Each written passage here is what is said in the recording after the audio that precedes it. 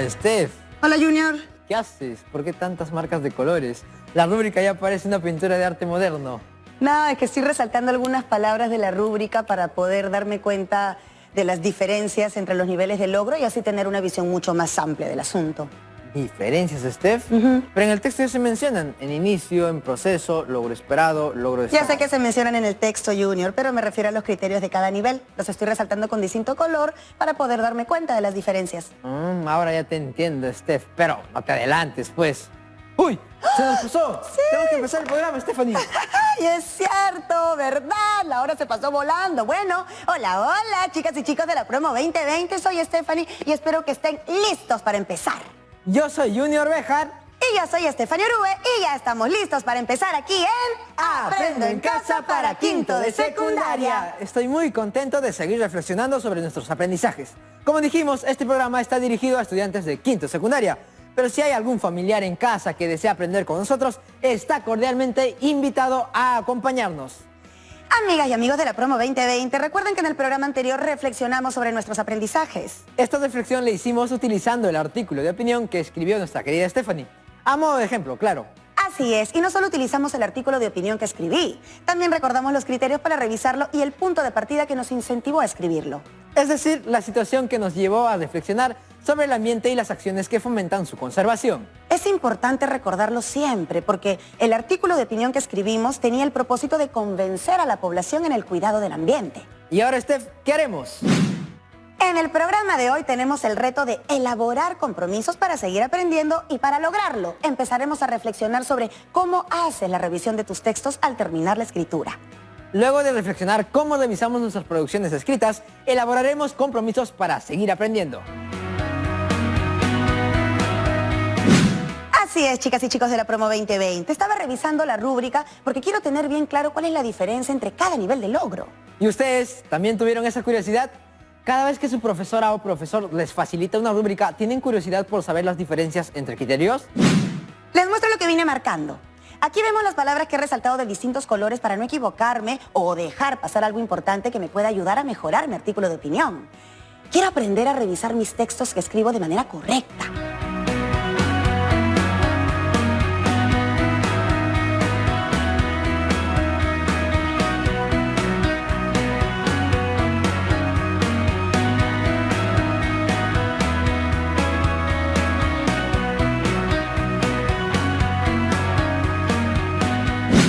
Yo también quiero aprender y no ponerme triste como en el programa anterior. Aprovecharé al máximo con el tema de hoy. Creo que llegó la hora de llamar a la profesora Yulisa Caicho. Claro que es verdad, esta vez me toca llamarla a mí. Hola, profesora, bienvenida a Aprendo en Casa. Bienvenida, profesora. Hola, Stephanie Junior. Hola, chicas y chicos de la promo 2020. Stephanie, vi que estuviste leyendo la rúbrica y marcando las diferencias que existen en cada nivel de logro. Sí, profesora, porque en el programa anterior no me había dado cuenta de que debería utilizar las fuentes de información en mi artículo de opinión. Y cuando revisamos la rúbrica nos dimos cuenta de que faltaba. Y por no utilizar las fuentes, mi texto cumple con el criterio, pero del nivel en inicio. Qué bueno que te hayas dado cuenta de la importancia de conocer qué exigencia hay en los diferentes niveles. Pero no te preocupes si las primeras veces te equivocas. Eso es parte del aprendizaje. Lo importante es que te vayas familiarizando y con la práctica te des cuenta de las diferencias que existen en cada nivel. Dime, Stephanie, ¿qué encontraste en la revisión y las marcas que estuviste haciendo? También pregunto a las y los adolescentes de la promo 2020. ¿Hicieron alguna revisión de la rúbrica? ¿Encontraron algo que sea complicado de entender? Profesora, me di cuenta de varios detalles que no había visto la semana pasada cuando revisamos nuestros artículos de opinión. Al inicio pensé que no había mucha diferencia entre los niveles y tampoco tuve en cuenta cuánto conozco de cada criterio. Veo que marcaste en verde algunas, varias, todas y todas. Sí, esa es la diferencia que encontré en los niveles del primer criterio. Cuando dice, adecuo mi artículo de opinión al propósito comunicativo, ya sabemos que se refiere a que tenemos que convencer o persuadir. Sí, porque el texto que escribimos es argumentativo. Pero cuando dice algunas, varias o todas sus características, entonces ya me empiezo a perder. ¿Qué debemos tener en cuenta, profesora? Buena pregunta, Stephanie. Y ustedes, chicas y chicos de la promo 2020, ¿recuerdan que en un programa de la semana pasada se les explicó las características de un artículo de opinión? Ya saben, si quieren participar, escriban al correo electrónico de Aprendo en Casa. Sí, lo recuerdo, profesora. Nos explicó que por ser un texto de opinión, la redacción debe estar en primera persona. También recuerdo que nos dijo que se pueden citar puntos de vista de otros, mencionar casos específicos o brindar datos estadísticos que sustenten la posición. Otra cosa que nos dijo fue que el lenguaje debe ser formal y adecuado para el público que lo leerá. Muy bien, Stephanie Jr. Han recordado varias características, pero les faltaría recordar las otras y así se tengan en cuenta a todas. Entonces, si en la rúbrica se mencionan algunas, se puede referir que solo se están considerando 2 o 3 características del artículo de opinión. Pero también deben tener en cuenta que en cada característica hay otros aspectos que son muy importantes. ¿Nos puede dar un ejemplo, profesora? Porque no entiendo bien a qué se refiere con esos otros aspectos. Por ejemplo, en la característica se pueden citar puntos de vista de otros, mencionar casos específicos o brindar datos estadísticos que sustenten la posición. Se debería considerar la variedad de citas. Si en un argumento utilizamos un caso específico, en el otro argumento podemos brindar algún dato estadístico. De esta manera, nuestros argumentos manejan información variada y no solamente se queda mostrando hechos de nuestra experiencia. No me había dado cuenta de esos detalles, profesora. Y yo que pensaba que todos eran casi iguales y no encontraba mucha diferencia. ¿Y ustedes, amigas y amigos de la promo 2020, se dieron cuenta de estos detalles? Igual puede suceder con la otra característica del artículo de opinión. El lenguaje debe ser formal y adecuado para el público que lo leerá.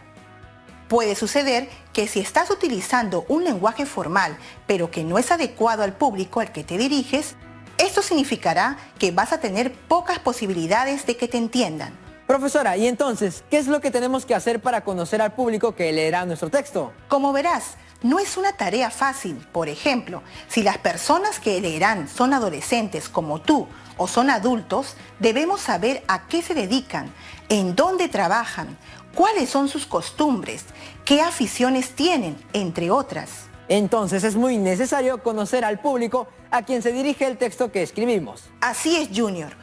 Este conocimiento que tengamos de la realidad hará que nos ayude en el uso del vocabulario que utilicemos en el texto.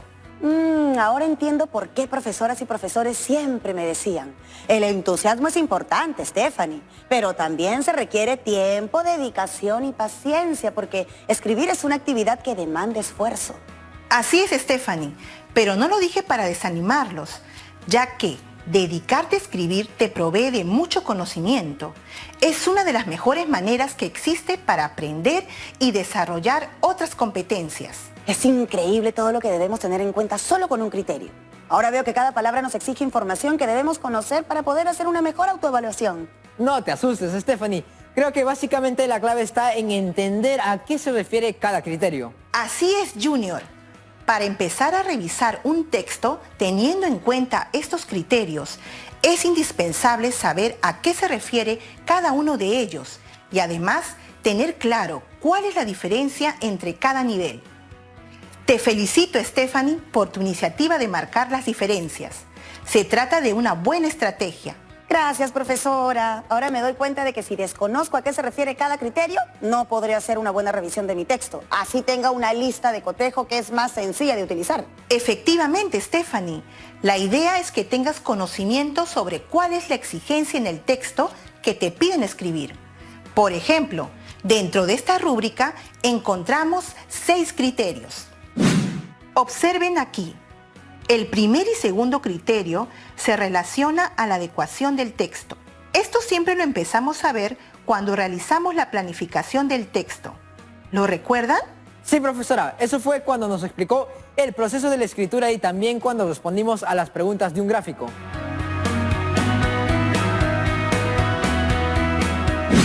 La verdad es que no lo recuerdo mucho. A veces se me olvida. Y ahora me acabo de dar cuenta de que no lo puse en mis apuntes. ¡Muy mal! ¿Ya ven, chicas y chicos, la importancia de hacer nuestros apuntes? Por favor, profesora, ¿cree que nos pueda volver a explicar? Claro que sí, Junior. ¿Y ustedes, chicas y chicos, lo recuerdan? Si también se olvidaron, es hora de estar muy atentos en sus casas con el siguiente esquema de un proceso de escritura. Tenemos entonces los tres grandes procesos: la planificación, la redacción y la revisión. Lo que nos interesa en este caso es la revisión del texto. La revisión sí la tenía en mis apuntes. Es el proceso continuo de verificación y reajuste del texto. Muy bien, Stephanie. Espero que todas y todos en sus casas se den cuenta de la importancia de hacer apuntes de las actividades que realizamos en Aprendo en Casa. Entonces, mirando este gráfico sobre la planificación del texto, Junior y Stephanie, ¿ustedes se acuerdan de qué respuestas se dieron a todas las preguntas realizadas? Sí, ya lo recuerdo, profesora. Aquí va la primera pregunta y respuesta. ¿Cuál es tu propósito de escritura? En este caso fue persuadir a ciudadanas y ciudadanos de preservar el ambiente. ¿A quién está dirigido? Especialmente a todas las ciudadanas y ciudadanos de la localidad. Ahora sabemos que no solo basta con decir que los destinatarios son las ciudadanas y ciudadanos, sino saber además quiénes son ellos. ¿Qué tipo de texto es? No necesariamente se trata de mencionar el tipo de texto, sino también es saber cuáles son las características de este texto, incluyendo la estructura que posee. ¿Sobre qué temas se escribirá? En este caso sobre la preservación o contaminación del ambiente, y además valernos de manejar algunas fuentes de información. ¿Qué lenguaje usarás? Este lenguaje está relacionado con las características de los destinatarios. Decidiremos si escogeremos un lenguaje formal o, en todo caso, un registro más estándar. ¿Qué fuente consultarás? La información que obtengamos de fuentes confiables como libros y revistas que traten sobre el tema o el artículo de opinión que leímos en el programa anterior o en páginas de internet que sean verificadas. Esta información tendremos que situarla en el contexto de los destinatarios. ¿Verdad, profesora?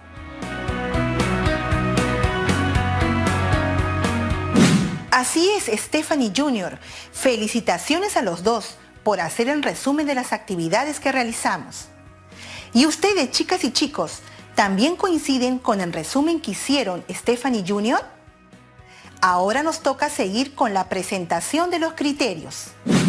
Revisemos entonces el tercer criterio, que tiene que ver con todo lo referente a la coherencia. Profesor, eso quiere decir que tenemos que mantener todas las ideas relacionadas al tema que estamos escribiendo. ¿Eso es cierto? Cierto, Stephanie. Este criterio evalúa si la información del texto está organizada claramente, sin digresiones, es decir, sin información o ideas que se aparten del tema central del texto o vacíos que dificulten su lectura.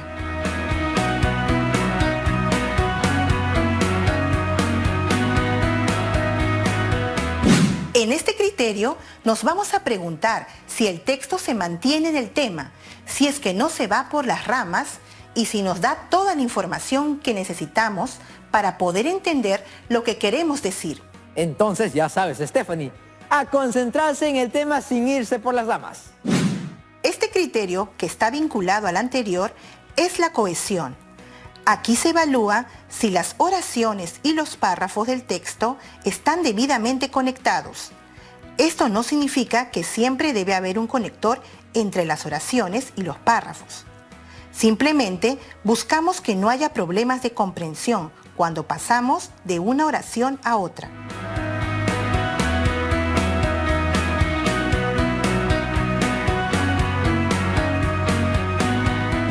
A menudo, al escribir, debemos especificar cuál es la relación entre las palabras o frases que forman una idea y para que quede claro cuáles son sus respectivos roles. Un momentito, profesora. Entonces, primero debo saber los tipos de referentes para saber conectarlos.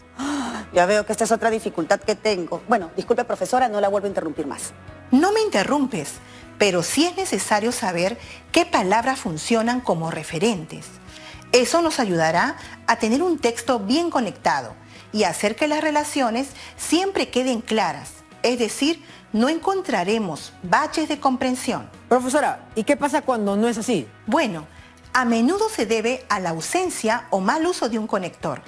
De modo similar, los referentes, al cumplir la función de señalar un mismo sustantivo con diferentes signos o palabras, nos sirven para brindarle cohesión interna al texto y también evitar repeticiones innecesarias. Creo que aquí sí tengo algunas dificultades, profesora.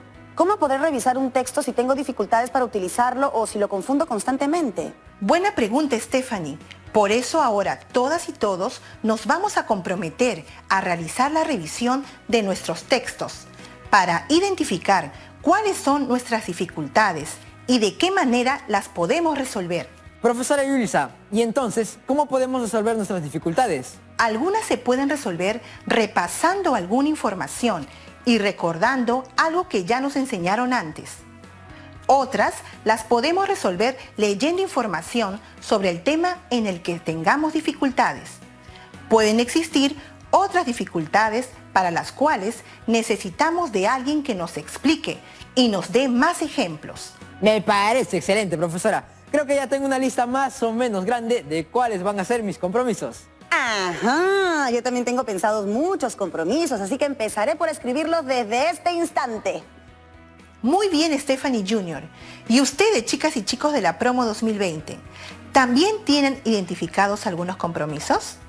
Vayan anotando todo para que no se les olvide la información. Continuaré con el siguiente criterio. En este criterio se evalúa el uso que se hace de los signos de puntuación, en particular el punto y la coma, para indicar el flujo o ritmo del texto. Al nivel que se encuentran ustedes en quinto de secundaria, esperamos que sepan usarlos adecuadamente, siempre que sean necesarios. Por eso deben ser muy rigurosos en este aspecto. Buscamos que la puntuación sea funcional, para que el texto que elaboren se comprenda y no cometan errores graves, como la ausencia de un punto coma entre oraciones, o la ausencia de la coma enumerativa y otros tipos de coma.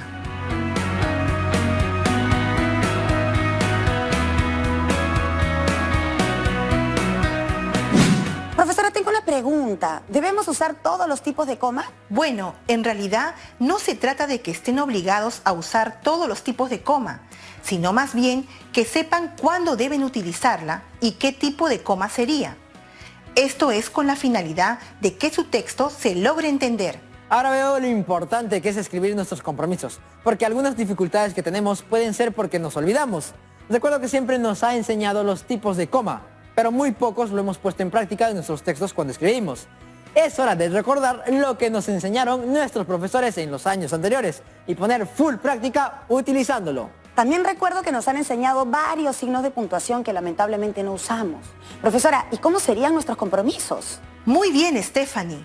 Les propongo que utilicen su creatividad y elaboren un organizador gráfico en donde incorporen sus compromisos según la prioridad y urgencia en su atención.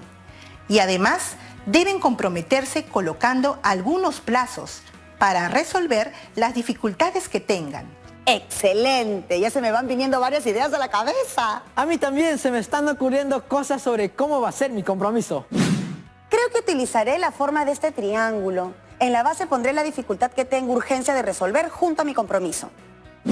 Stephanie, entonces al parecer ya te decidiste. ¿Me puedes describir cómo vendría a ser tu compromiso? Sí, profesora, ya lo tengo decidido. Mi compromiso sería: me cuesta incorporar las fuentes en el desarrollo de mis ideas. Por lo tanto, me comprometo a buscar ejemplos y practicar cómo hacerlo. Muy bien, Stephanie. Y en tu caso, Junior, ¿cómo has pensado que va a ser tu compromiso? En mi caso pienso utilizar este gráfico en círculos y mi compromiso sería: tengo dificultad para utilizar de manera correcta los referentes. Me comprometo a identificarlos en mi texto y luego solicitar a mi profesora que me indique en cuáles de ellos me equivoqué y cómo debo corregirlos.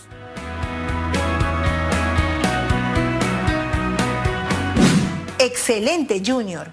¿Y ustedes, chicas y chicos en sus casas, también están identificando las dificultades para hacer sus compromisos? Si no han empezado, es hora de hacerlo. Ya verán que revisar sus textos y comprometerse a subsanar las dificultades de sus textos los ayudará a mejorar las diferentes versiones de sus textos. Sí, profesora.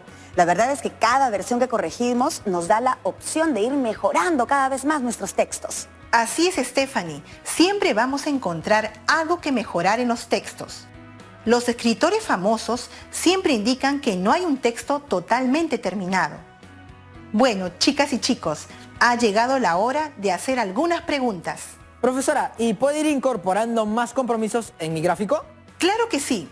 Siempre que reconozcas tus dificultades, debes ir anotando en tu gráfico y luego comprometerte a que lo vas a ir resolviendo. A ustedes, chicas y chicos de la Promo 2020, pueden elaborar su propio gráfico que sea atractivo e innovador y luego colocar sus compromisos para seguir aprendiendo. Pero profesora, ¿qué sucede si hago un compromiso y me pongo un plazo para cumplirlo, pero finalmente no lo puedo lograr?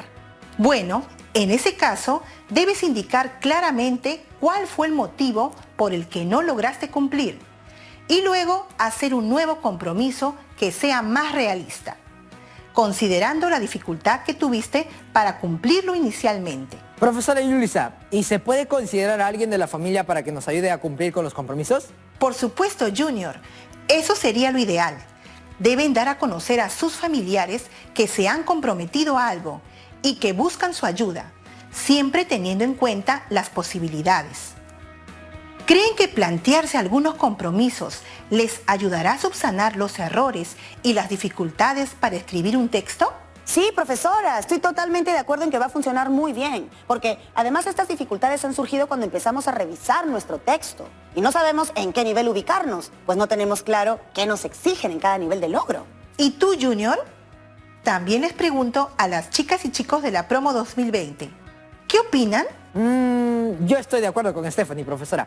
Creo que no importa si utilizamos una rúbrica o una lista de cotejo. Lo importante es saber cuáles son los criterios que debemos tener en cuenta cuando escribimos un texto. Bueno, queridas y queridos estudiantes de quinto de secundaria, espero haberlos ayudado en esta semana de reflexión sobre nuestros aprendizajes. Llegó la hora de despedirme.